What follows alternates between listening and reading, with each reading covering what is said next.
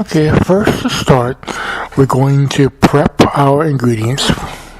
The garlic, the onion, the potato, the rosemary, the tomato, and the meat. First, we will go ahead and mince our garlic, starting by separating the meat from the skin.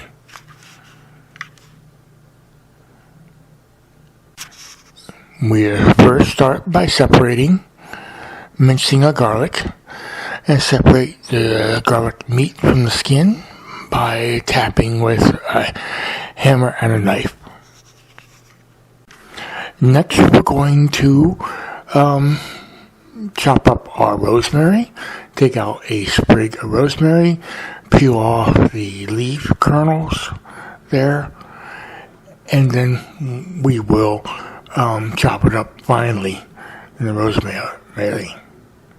We note that we're actually keeping the garlic this time on a separate plate, because the final item we have for prep is our meat, and we're saving the meat for last for food safety. We don't want cross-contamination at this point of raw ingredients. So we're going to do we did the garlic first, the rosemary, and then the potato. Yeah. So we're chopping up our rosemary. We peel off the leaves off the stem, and we chopped it up very finely on the rosemary and put it back on our plate for easy addition to the pot. Now we're going to slice off an edge of an onion. One good thing about doing only single-serving meals, you can end up spreading out a single use of onion over several meals. So we're going to basically slice up the onion, peel off the skin, cut it in smaller pieces for our chopper to handle. Just cutting it up into smaller pieces, this way the chopper is able to cut everything into even more finer pieces. So we're bringing out our no-tear chopper, great little invention, and within a few quick swipes, our onion gets nicely chopped up fine. Now we're going to put our chopped onion back on our plate to be added to the pot later. Now we're going to core our tomato, and then we're going to cut it up into wedges. Now we're turning our wedged tomato back to our plate to be added to the pot later. Now we're going to wash our potatoes first before we peel them. I typically wash them in a colander and just scrub them down with my hands there, and then they'll come back wet and ready to peel. Using a peeling tool, we're just stroking lightly, making our strokes away from us. We will peel the potatoes. Be careful not to cut your fingers, because this tool is sharp. I'll just rotate the potato and peel it. There is another way you can peel potato by boiling them. So that would be another topic. And our potatoes are peeled. Now we're going to go through the potatoes and peel off any of the imperfections, or dark spots, anything like that our peeler could not remove during the initial peeling process. So we will now just inspect the potatoes and peel off all the little dark spots and imperfections before we cube it. Now we're ready to cube it. We are going to cut the potato into smaller cubes for the potato to cook faster. Larger cubes take the potato longer to cook to get to a tenderness that can be mashed. But cutting the potato into smaller cubes helps to ensure that the cooking time or boiling time for the potatoes will be shorter. We're now going to transfer our cubed potato into a separate bowl so we can easily add it to the pot at a later time. Now we have our frozen meat. We don't need the whole package, but we don't want to thaw it out and have to refreeze and stuff like that, because that again is a food safety issue. We're going to basically want to cut off half of this meat, which is already cubed. I picked it up as already cubed meat. We're going to cut off half of it, but and then we'll unthaw it when we'll thaw it out for the cooking process. Moving the meat's diaper here, and of course the diaper being frozen falls apart, so we have to peel it off completely off the meat before we can use it. We don't want to taste the diaper. Too frozen to break in half, so we need a help. A cleaver would help better here, but using the knife to make a couple creases in the meat in order to break it off.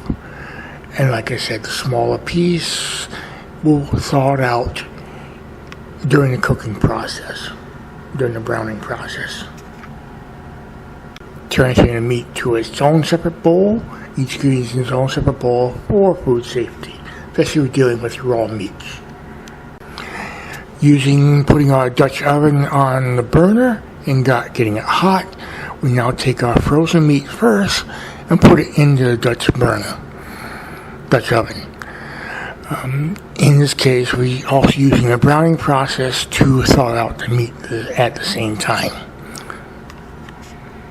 We're going to cover the pan to help seal in the heat, to help the browning and the thawing process quicker. Checking the meat, we're now going to turn it over. We see one side is brown, but it's still frozen solid, so we have to turn over the meat and brown and thaw the other side. Once both sides have been brown, it'll be easy to break up and finish browning all sides of the meat. Covering the pot again to help seal in the heat to escalate the thawing process.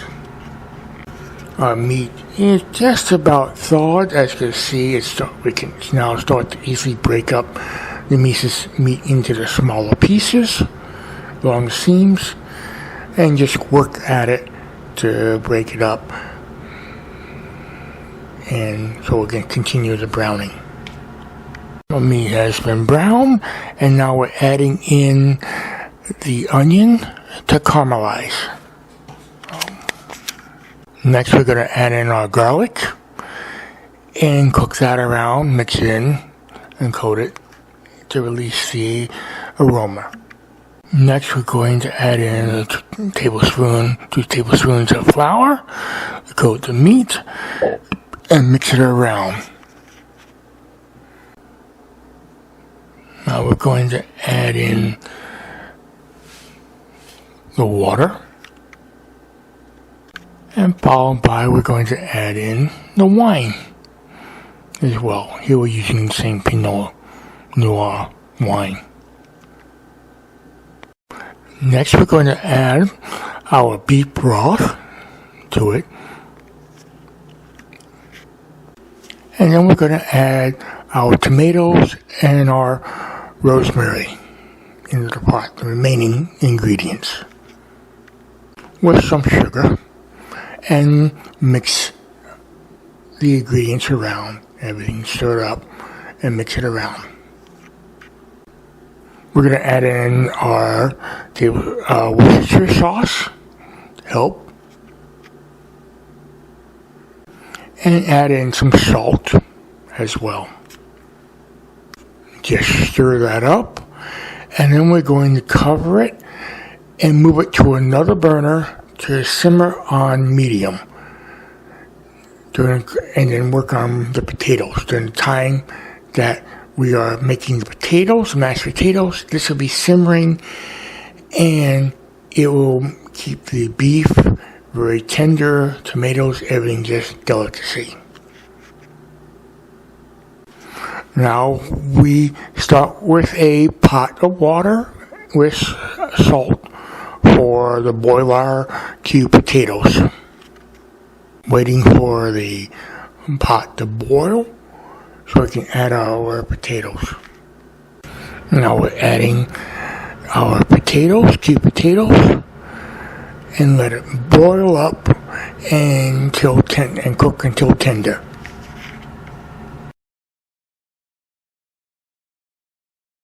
Stirring it and checking. Covering the pot and letting it boil.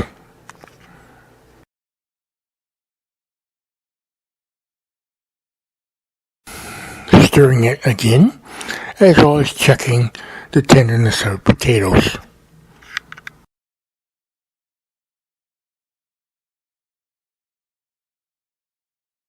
Stirring and checking the potatoes again. They are getting tender. They're almost ready.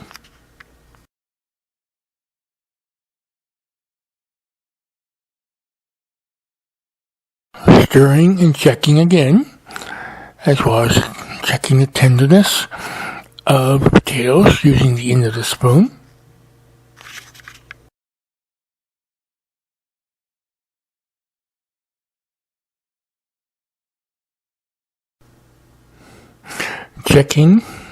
Stirring and checking the tenderness of potatoes once more.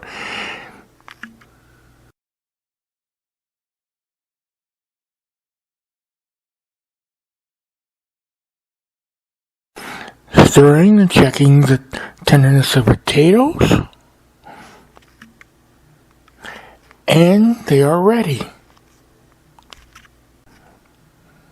Now bringing the potatoes, rinsing potatoes and bringing it over to the work area. We're going to add in our butter and start mashing up the potatoes with the butter.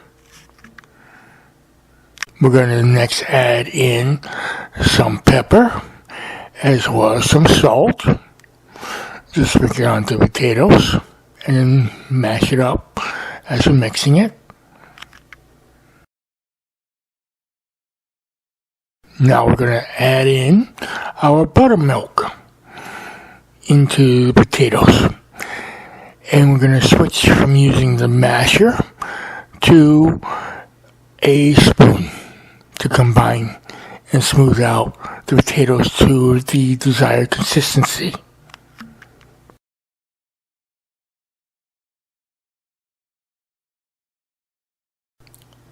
And our potatoes are done. Our beef is done, and now we'll be getting ready to plate it.